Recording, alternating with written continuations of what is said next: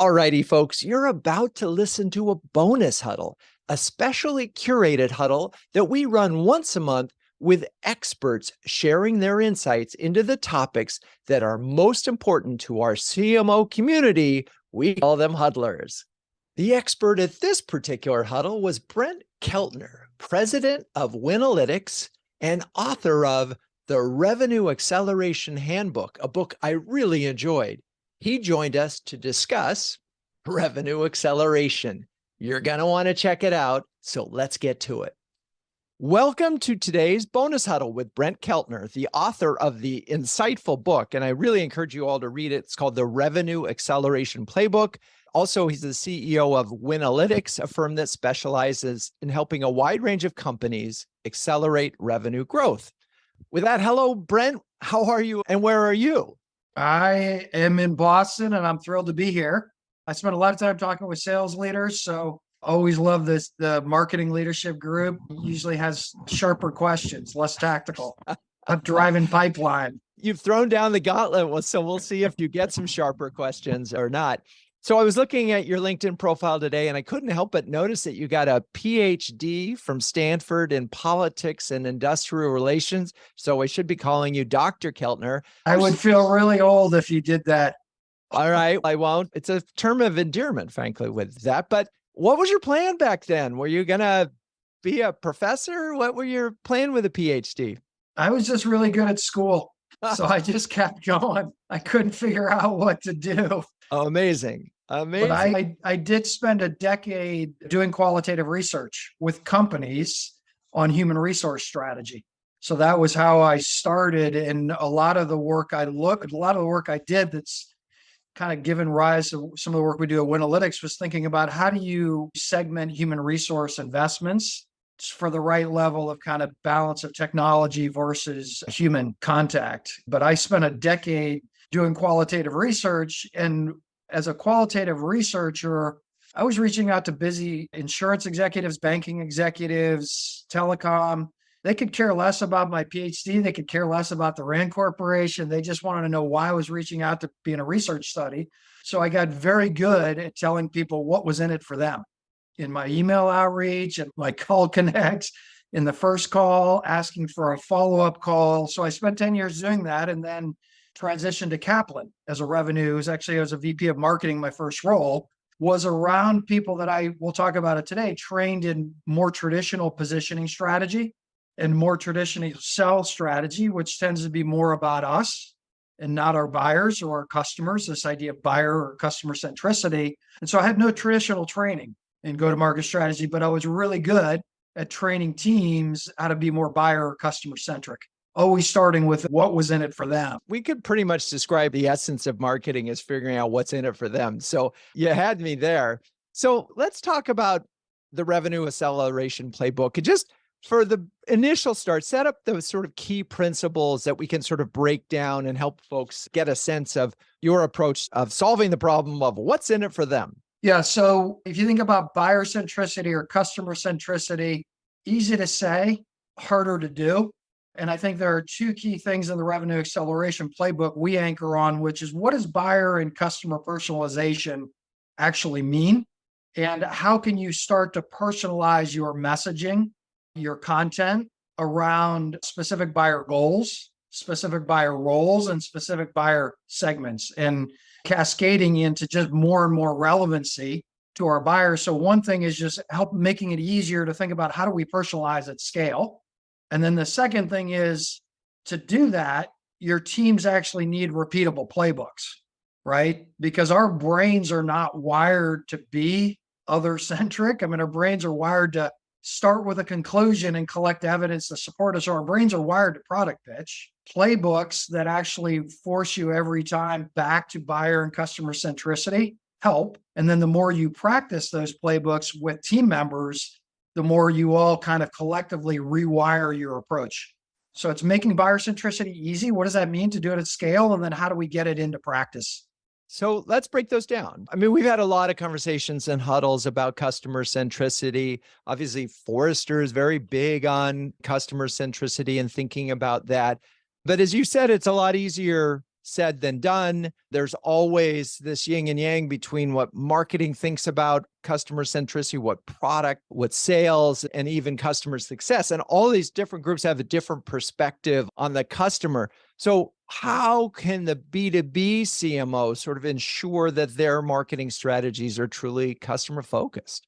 Yeah, let me ask you a rhetorical question. What group did you not mention in your list? Let's see, I mentioned marketing, sales, product, and customer, I guess, executive team. I don't know. Who'd I miss? How about the customers? Oh, yeah, the customers. Yeah, yeah. I'm being slightly facetious, I but get it. we always say if your customer doesn't say it, it's not true. And the number one reason we don't have a better sense of our customer voice is because we don't ask.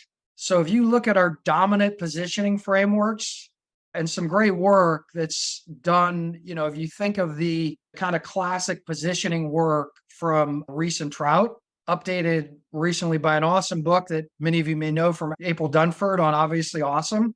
It's all about competitive positioning. We start with our competitive landscape and how are we different for what's out there. And then the opposite is the kind of the blue ocean stuff, right? Like how do you create a market? You got to tap into a big market trend and you got to have a competitive positioning framework. But what we say is start with talking to your customers and ask them how you deliver value. Product value matters. You change a workflow, you collect different set of analytics, you change a user experience, but ultimately people buy because you're helping them drive revenue, you're helping them reduce costs, you're helping them utilize their staff capacity, their infrastructure. So figuring out those next measurable goals, and then how does that vary by persona? And then how does that vary by segment? And I'll just give a specific example, and then we can get to the next little questioning. If you think about a company like Torchlight, it's a caregiver platform that usually folks that are serving either an adult parent or a young kid, they, had sort of more of a product positioning around all the things they did that your EAP didn't do. And then as soon as they started talking to their customers, they realized that the reason a business owner buys and the reason HR buys, very different, right? This person over here has a business objective. This person usually is looking at their benefits, offerings, and what are they gaps they want to fill relative to being competitive. And then as they talk to like manufacturers, it was all about time on task for their employees versus professional service firms where it was all about the pipeline of female talent, right? In terms of keeping those high potential managers. So same exact product, different marketing skins based on the buyer telling you where the most value is, and then capturing content and stories that link to those individual personas and those, individual market segments. So for us, a lot of when we do positioning work, we always say, let's look at your existing success stories. What are the patterns? Do we need to capture any new stories? Got to start with your customer voice, where they're telling you the most value is, because until customers say it, it's not really true. Right. And I want to think about that. You could end up, if you take this to the extreme, where in your example, the end user has a completely different value proposition. It's just easy to use and I know how to do it and I'm used to using it and it's easy for me, right? Whereas the other one, I'm pretty sure the head of HR will say, I don't get any complaints about this. And the finance person says, this is more cost effective than say another one. Those are kind of three very different looks at the same elephant. And if you go the route that you're talking about, where we have almost different promises and different value propositions for each target, how do you bring that back together?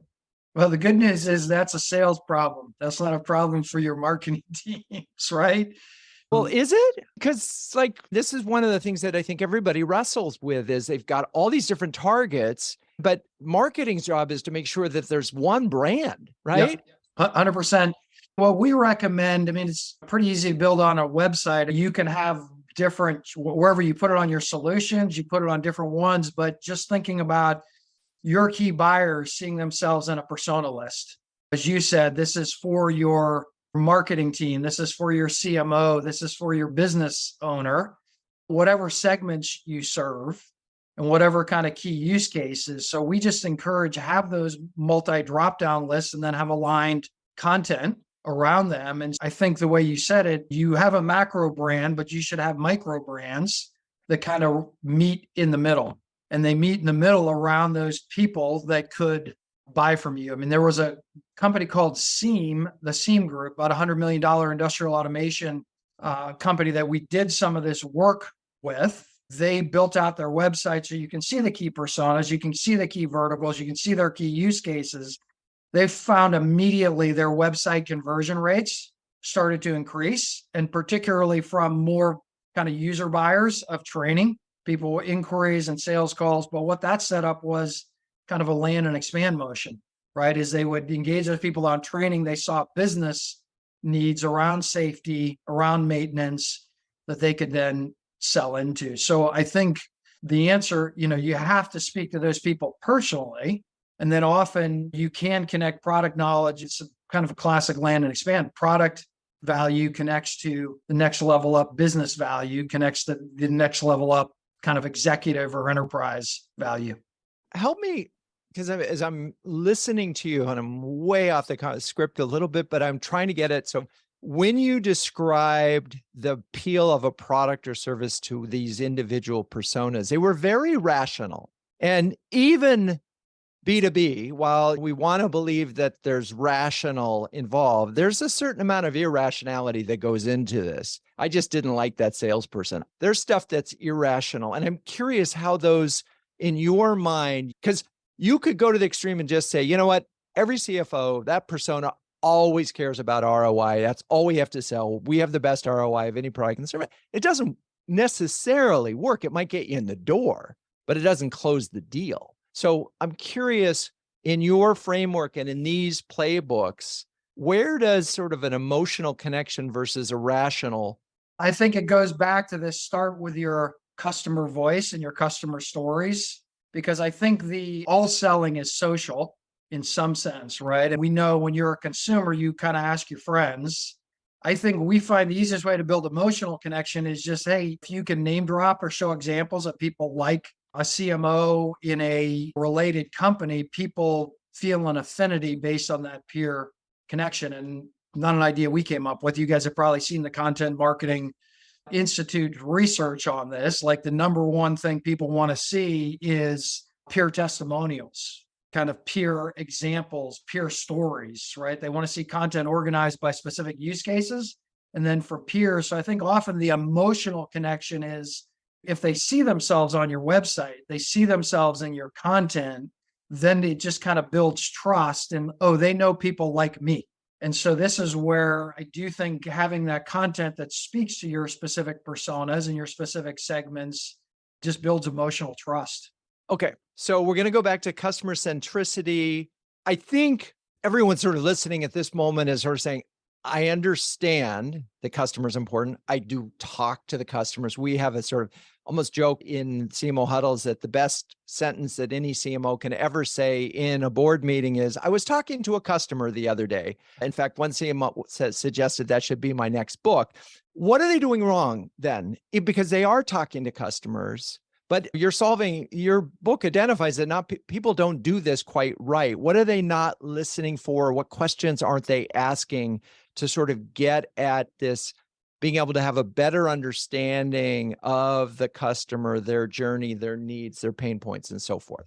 For those that are like really advanced on that, hey, we talk to customers, we capture the voice all the time. We feel like we're doing a good job on the website. Often that's where this playbook aspect comes in, because you may be talking to customers all the time, but is that voice being well represented across your field teams?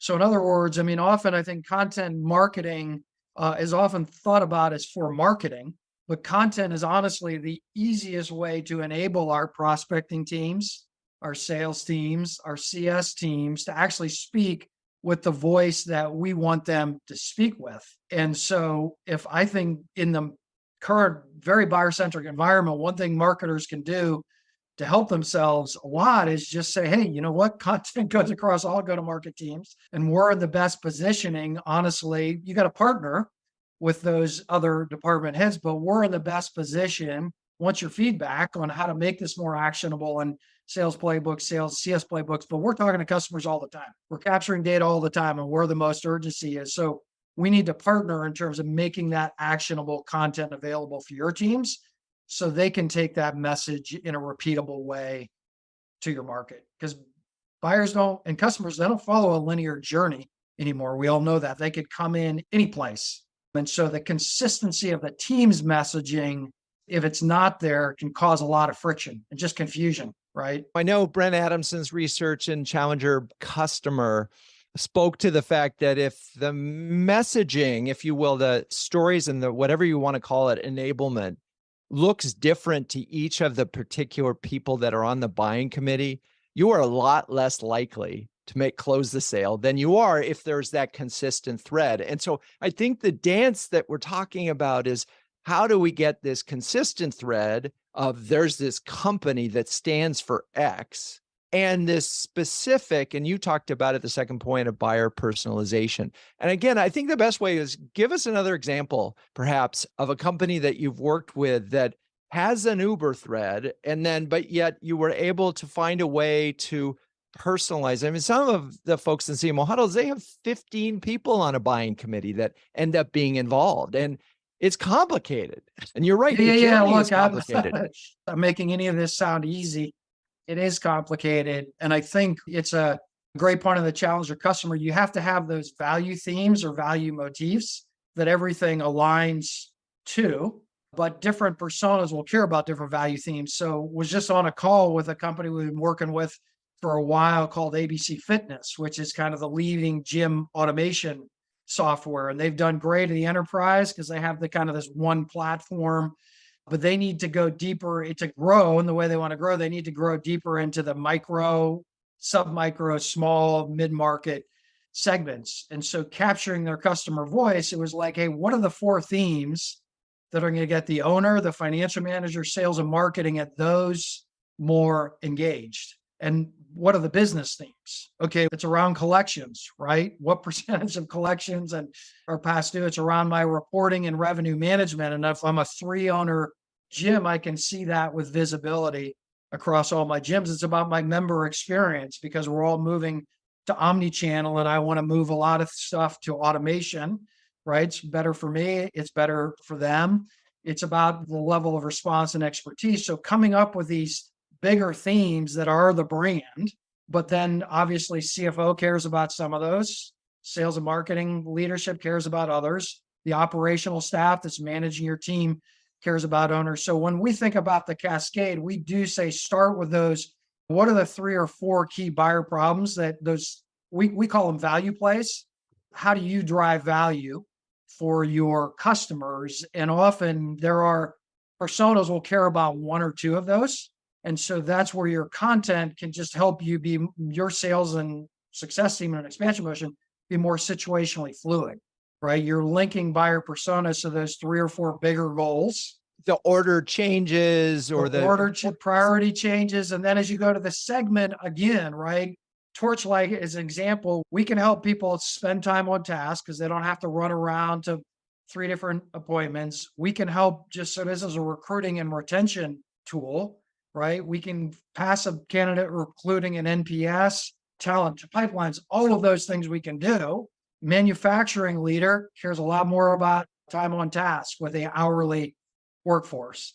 Financial services leader cares a lot more about their female talent pipeline, often because they're having trouble keeping those. So they're talent leaders. So to your point, I mean, starting with those kind of 3 or 4 elements of your brand promise, big problems you can solve, that's going to trickle down to personas. That's going to trickle down to segments. So one of the huddlers asked him, this goes back to gathering the customer voice. Do you have a process or any software tools that you're recommending that help gather the customer voice across an organization and sort of representing it back in aggregate to internal teams? Have you found any tools that help, or what's the playbook for that? Yeah, I don't have a great technology. What we find is that usually it's just agreeing on a common set of questions. I mean, literally get it on one page.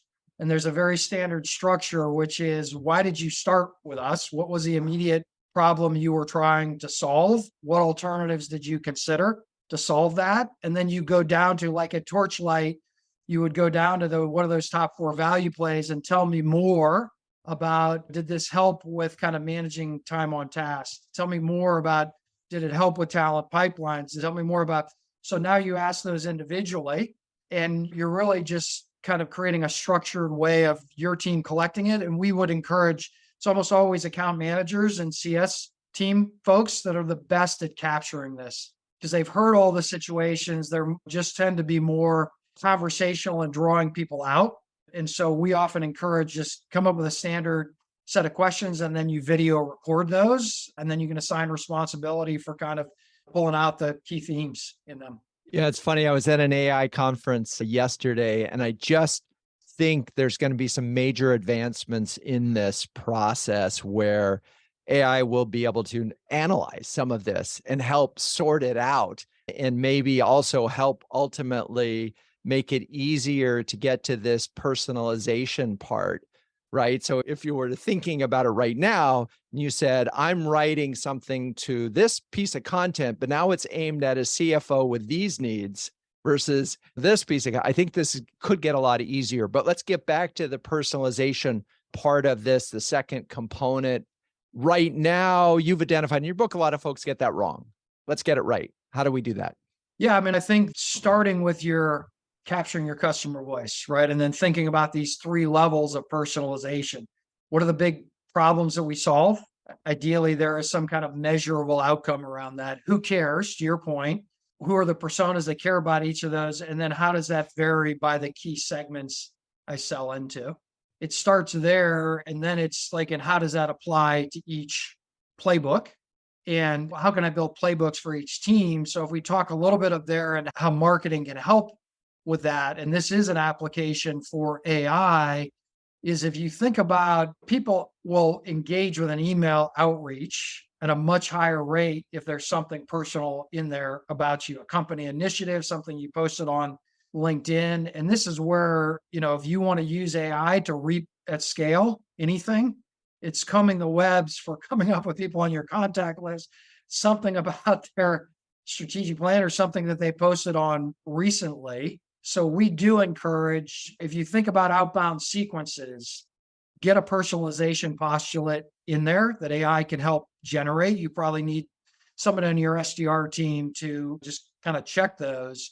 But if you think about just your sequencing, where there is in there a first or a second touch, something very specific to those folks, we've had clients that increase by fivefold the percentage of conversion to first meetings.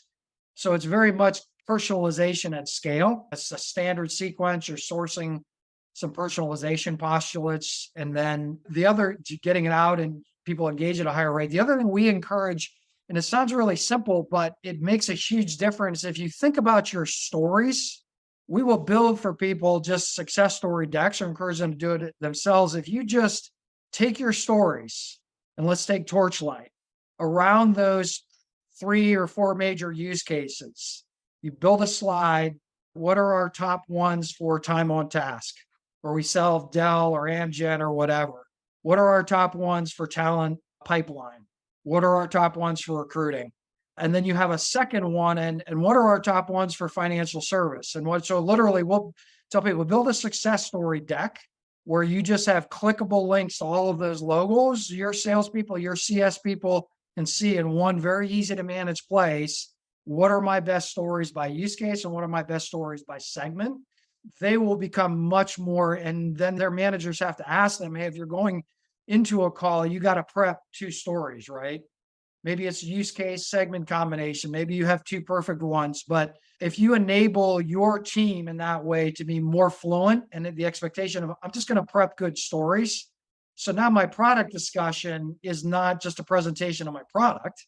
It really should be, hey, let me tell you a little bit about how we solve that problem. And here are some other people we've worked with, to your point, in a boardroom. Or best thing you can do is tell a story in a sales call, in a CS expansion call. Best thing you can do is tell a story.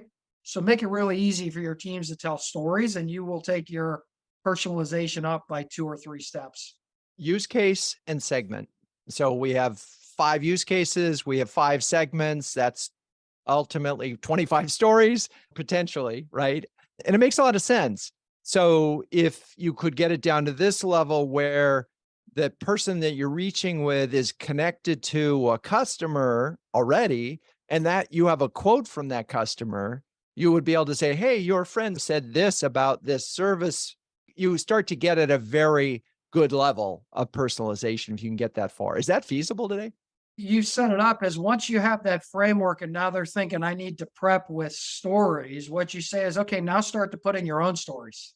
And now, as you're going to an important meeting, you want to look at, do you have any LinkedIn connections and do you have any connections to a relevant customer in that industry? But you've given them the framework. Okay, these are default stories, these are company stories, but what are your personal stories?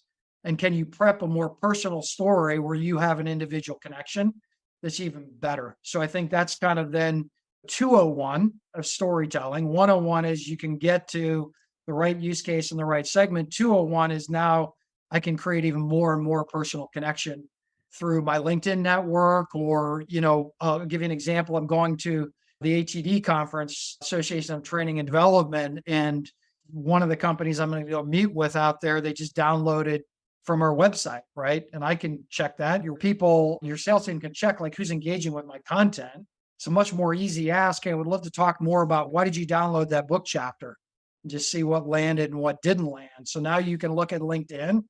You can look at who's engaging with sort of the marketing content or analytics, and you can give them a more personalized reason for meeting with you. So I'm curious because I'm imagining you're having these conversations with your head of sales and with your SDRs and BDRs. And in some cases, Brent, many of them have the SDRs or BDRs report to the marketer. So they would be in control of this, where they're not necessarily as in control as what sales is doing, right? Do you have any tips on integrating the marketing team and the RevOps team? Because some CMOs oversee both. Yeah, I mean, ultimately, the CEO has to say, look, I want cross-functional collaboration. So if you're a CMO and you don't have the RevOps team reporting to you, I think I would talk to the next level about why that's important. Just did a really interesting revenue leader story with a guy who's been he's enabling this for years. And we're talking about all kinds of great stuff. What he said is, hey, number one thing I want you to take away from this is, if your C-level leadership isn't aligned on the need for collaborative GTM leadership with a growth mindset, it'll never happen. We can talk about this all day long.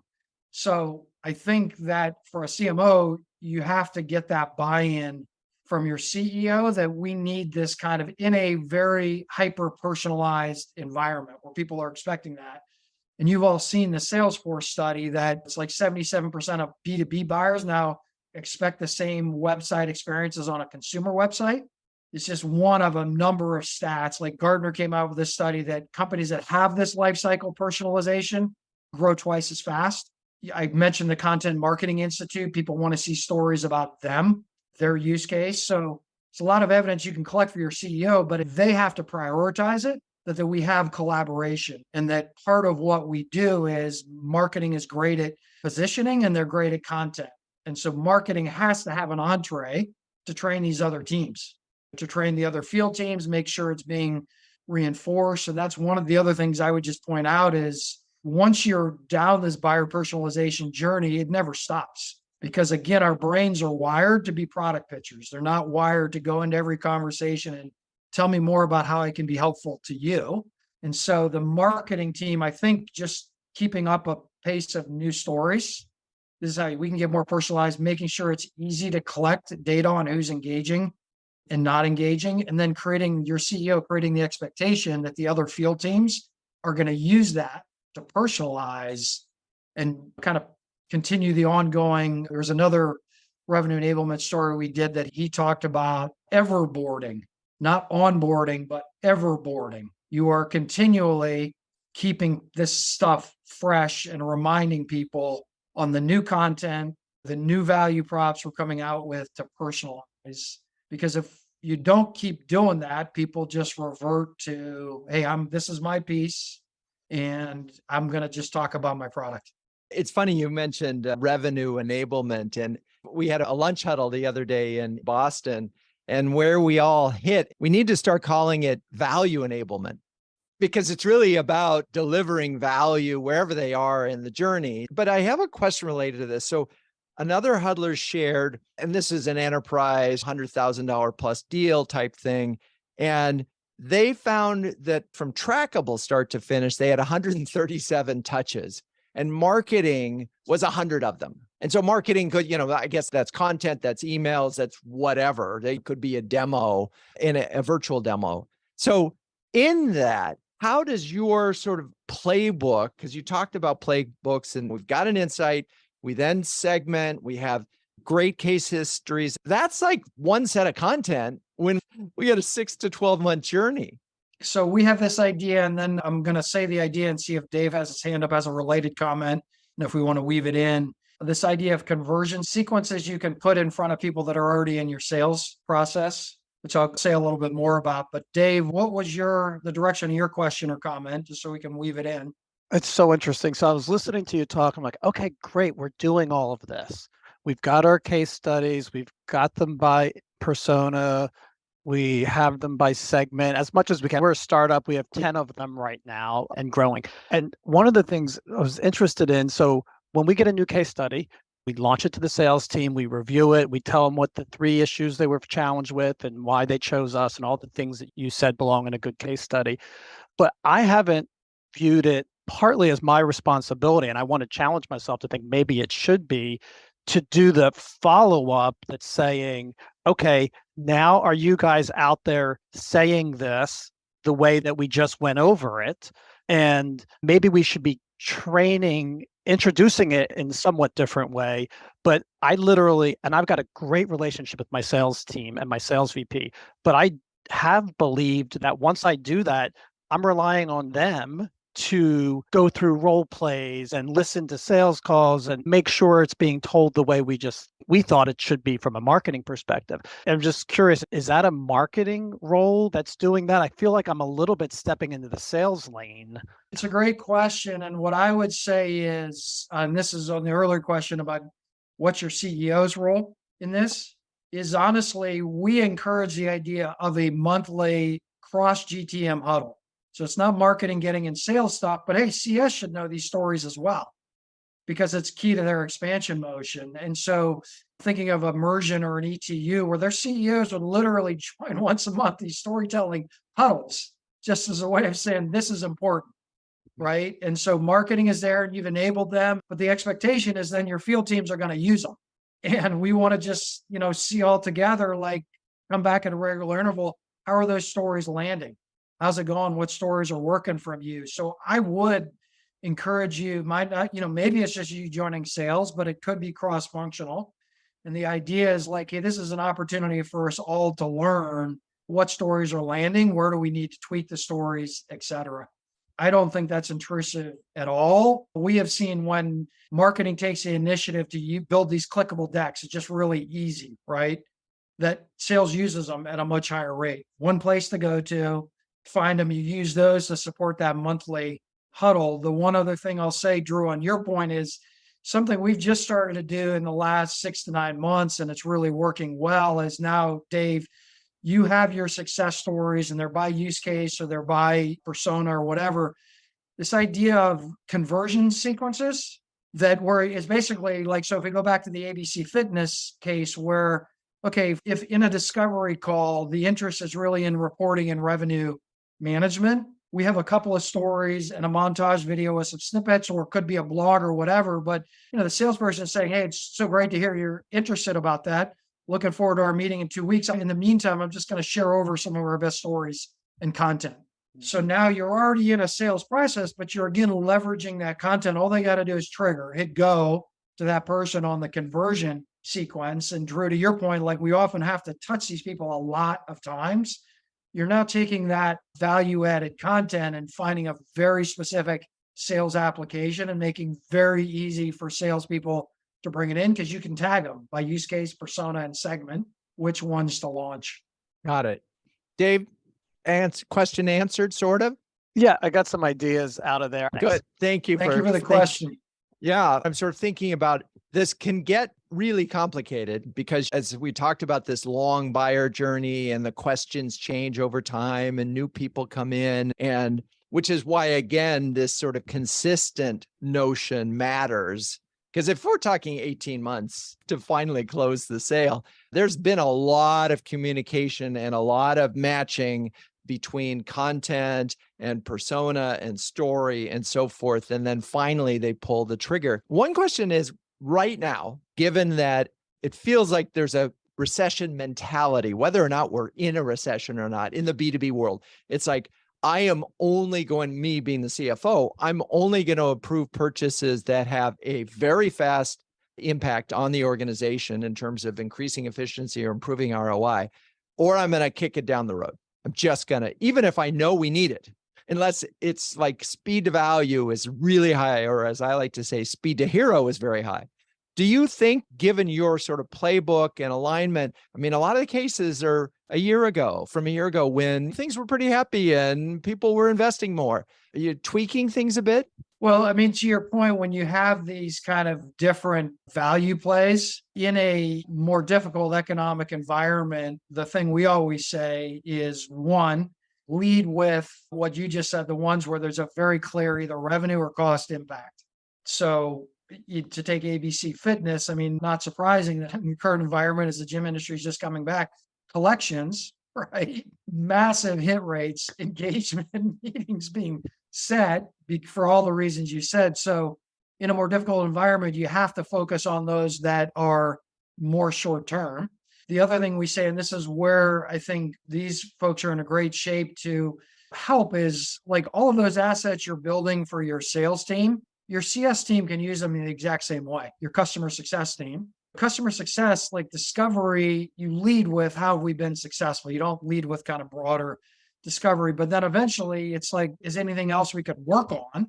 And so your use case stories and your customer stories are equally relevant. Right now, ton more CS teams that are being pushed to be strategic and proactive to surface expansion dollars. So all of that stuff you've done to enable your sales team, a lot easier for your CFO in an existing customer company to buy more from you because your CS team is surfaced. So we say, go deep on your existing accounts and focus on your value plays or your use cases with the most immediate business and economic impact. So I was thinking about net new logo. I wasn't thinking about current customer. And I want to just sort of put a pin on this idea for a second. So the companies that are growing this year, and this is a gross over generalization, but many of the companies that are growing this year are growing because they have a large installed base and they're upselling and cross-selling them other product services, which is a heck of a lot easier in theory. And so again, your insight is CS teams should know what those buttons are to push. CS team is feeling those. And so let's just talk about, do you see any difference in the plays and your playbooks for upsell, cross-sell versus net new? So to go back to Dave's point, this is where I think, again, the cross-functionally, I think often we think about enabling sales teams. And I think increasingly the term in the market is field enablement, because as CS teams play this role, they're not selling, but they surface upsell, cross-sell all the time. And so I think it's honestly enabling them to just recognize the stories we have, and they'll pick up your stories quicker often than sales will. Recognize the stories we have, and connecting that to an expansion motion and just giving them some light discovery on, okay, they're working on this one. Often that one leads to this one, leads to this one. So I do think you need a bit of enablement, but you can use all the same assets with sales to help your CS team surface cross-sell, upsell, which might go back to an account manager or might go back to sales, but it will require some push from us. I just also want to note, Kristen had put a question in the chat I want to make sure we got to as well.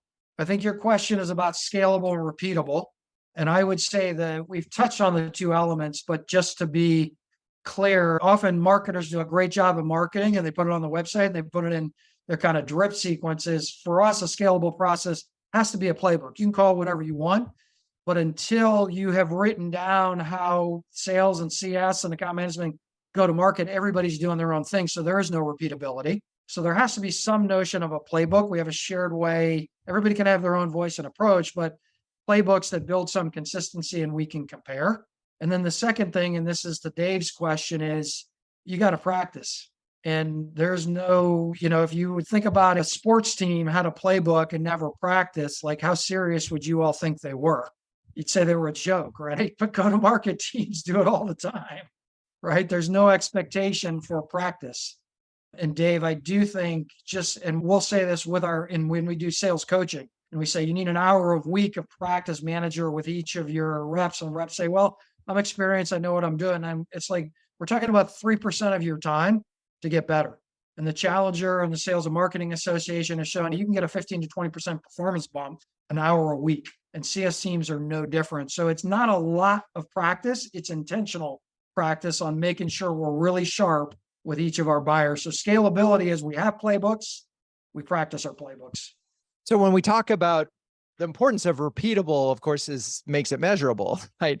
So this issue of personalization at scale is one that I think a lot of CMOs suffer from. We all suffer from. And by the way, from a personal experience, it's like personalization is they use my name and then they hit me 7 times with the same email. Hey, Drew, just following up. Hey, Drew, thought you'd be of interest to this. They don't know anything about me. They just see me as a name on a list. Can we just sort of talk about the challenges of really, truly personalization that at scale? Yeah, and I see the comment in there. I mean, and a lot of times when people think about personalization and marketing, it's like, hey, we can merge all of our engagement data from all our different, and we know exactly how people are engaging with them. If one of you has figured that out, I'd love to know, because I got 300 people I know would like that. I've never really seen that level of one-to-one personalization work.